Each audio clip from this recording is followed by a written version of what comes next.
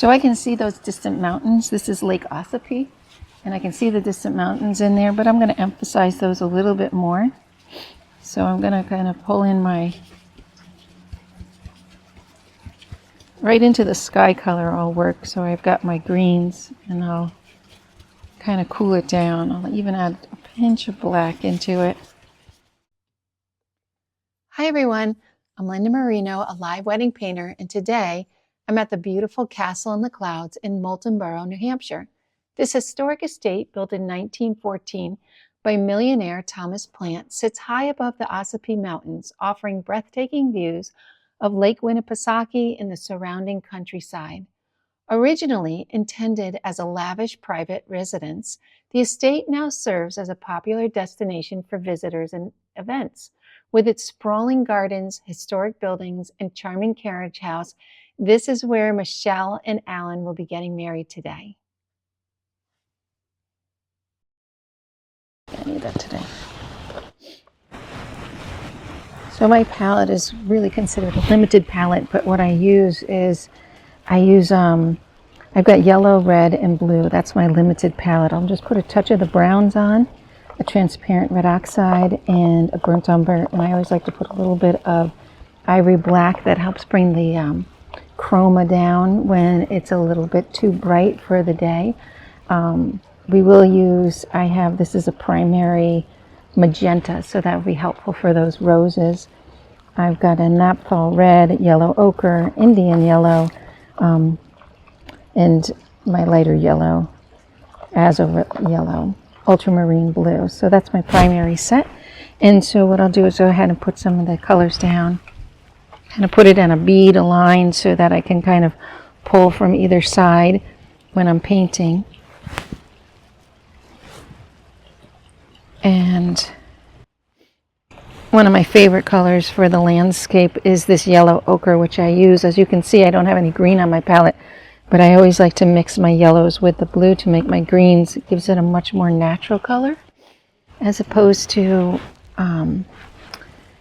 taking the greens right out of the tube. They're awfully bright and very high in chroma. And although the rain today is making the colors very bright in some areas, I can always pop it up and make it brighter, but I like the softer palette. So there's my primaries. And then I'll put a little bit of brown on. These brown and black, they both help to tone down a color, neutralize it a little bit. And maybe just put a pinch of my favorite, which is a transparent red oxide. So that's basically my palette. Put everything back. And kind of stir everything, my reds and blues together, my yellows together, and I just keep this open so it's easy access. So now I'll grab my brushes. I'll start off with a nice big flat brush. So I'm going to decide whether I use, this is like a number 12, I think, flat brush, 14 flat brush. But down on the bottom I have a wash brush as well. So there's a possibility of using this brush too. I love using those larger wash brushes. Get some paper towel ready.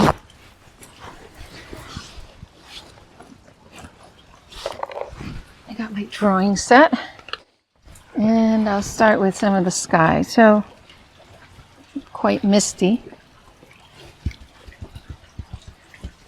And the only challenge that I have right here is I've got quite a bit of light coming out there, but it's under this covering. It's very dark over here, so I'll have to check my colors. I might turn the easel a little bit to check them, because it's quite dark under here, but I'll give it a shot. So I'll just start off mixing my ultramarine with the white. This is quite bright, so we're going to dull that down And I'll use the transparent red, which is like an orange. It's its complement. And we're going to test this out. I can kind of see what it looks like on the palette right now, but we'll put it right on the canvas and see.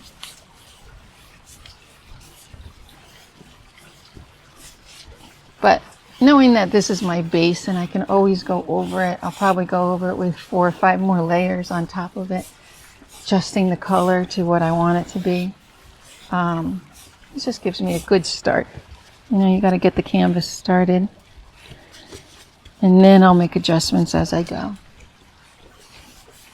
So we got some of that warm tone in there that helps to make the blues and the transparent red oxide. It really helps to bring those two to kind of a nice warm gray. There's some cool out there, so we'll balance it off between the warm and the cool. Too cool, then it makes it too subtle. I like the complements of the warm and cool together.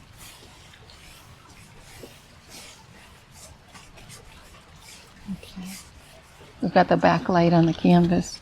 Oftentimes when I'm plein air painting, I'll bring like another board to put behind so I don't have the backlight of the outdoor light coming through the canvas. And we've got the wind to deal with as well. But we shall make it work.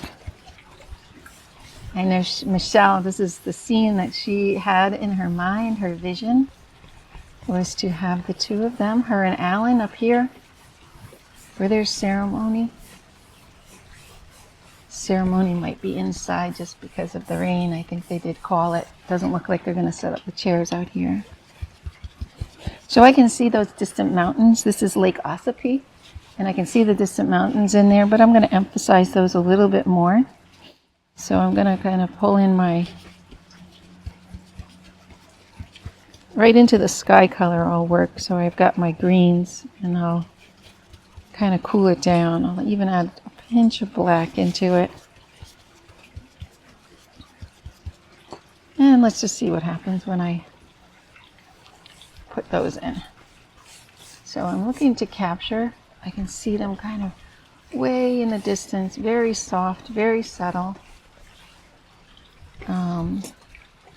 And I see the water. You see the lake. Let's kind of vary that color up a little bit.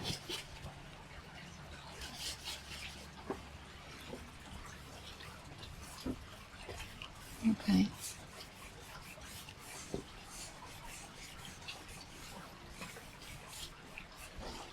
All right, and I'm trying to do all of this without wiping my brush, so I'll just clean off my water here.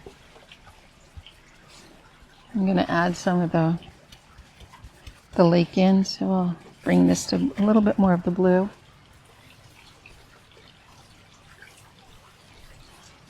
And definitely will be adding quite a bit of white in here. The sky is, the water's still reflecting the sky. So everything is very subtle, very soft.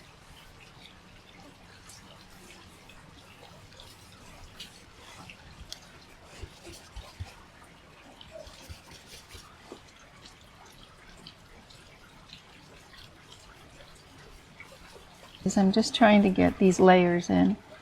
And as they come closer to me, I will fill in the water in the background, but as these layers come closer to me, I can see the greens become a little bit more vibrant.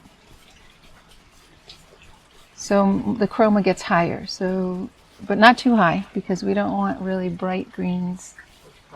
Chroma is the actual hue, the color of the paint. So this is the highest chroma of every single color when it comes right out of the tube. So the hue is yellow, and this is the highest chroma. So the minute I take the yellow and I mix it with a little bit of white, I drop the chroma down, and it's also the value of it goes down, or lighter in value. So I'll just add that into here, add a little bit more blue in, And I really want to make these shifts so subtle.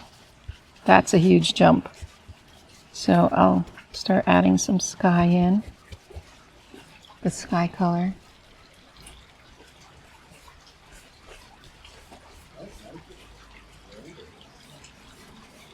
And one really cool effect with the acrylics is that even if I get the colors in and they're quite bright, I can always tone them down by using a glaze to go on top of it. I like to work in the glazes a lot because it really helps to unify the painting as well as bring things forward and move things back in the distance. We're trying to create this illusion of 3 dimensions here. And by doing that, we're going to not only change the value, but change the chroma, the intensity of the color. So I'm adding in a little bit of this Indian yellow just to kind of pop the color up a little bit, because as I was getting closer to these trees, this is a very beautiful overhang, but I can see the tops of the trees because there's a pathway that goes down. And so I'm going to try to get those. It's almost too dark. And I'm going to be very careful because this is the area where I want to put the bride and groom. So I don't want to add too much color here to make it too dark. That's dark. So we're going to kind of, that value has to go up just a pinch. And I'm leaving these gaps here for a reason, because I want to make sure I get these shapes down correctly. And I'll go and modify the shapes when need be, but I don't want everything to blend together, and that's one of the tricky parts when you're just painting lots of green trees, is you've got one band will run into the other, and you really need to distinguish those 2 bands from each other.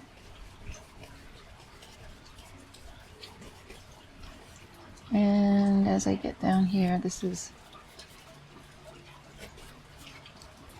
where the fence is going to start. It's very cool stone fence. So I'm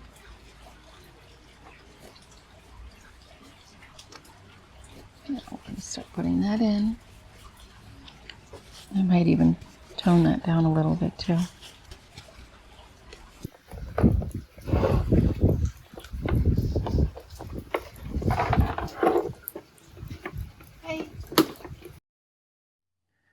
We had plans to capture the ceremony scene out on the back lawn of the castle with those stunning mountain views, but the rain had other plans.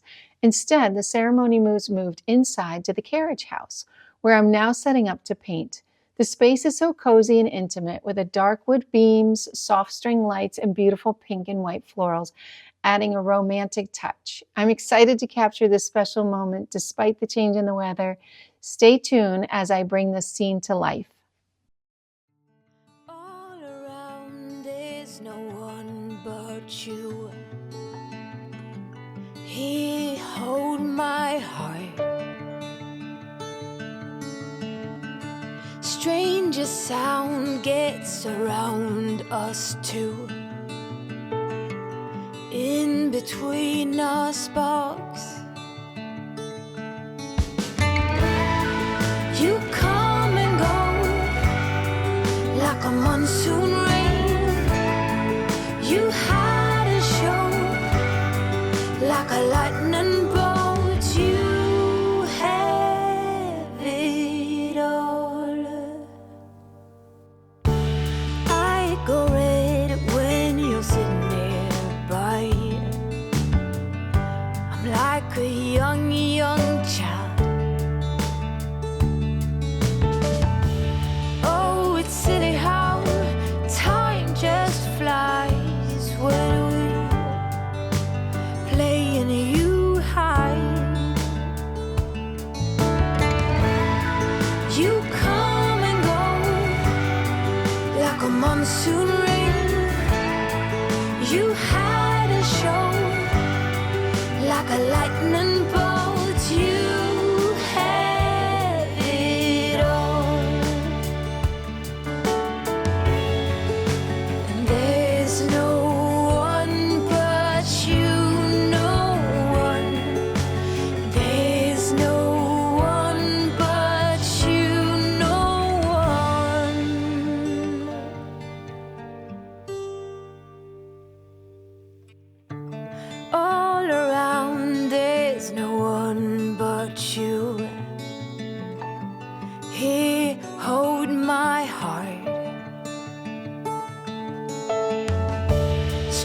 stranger's sound gets around us too.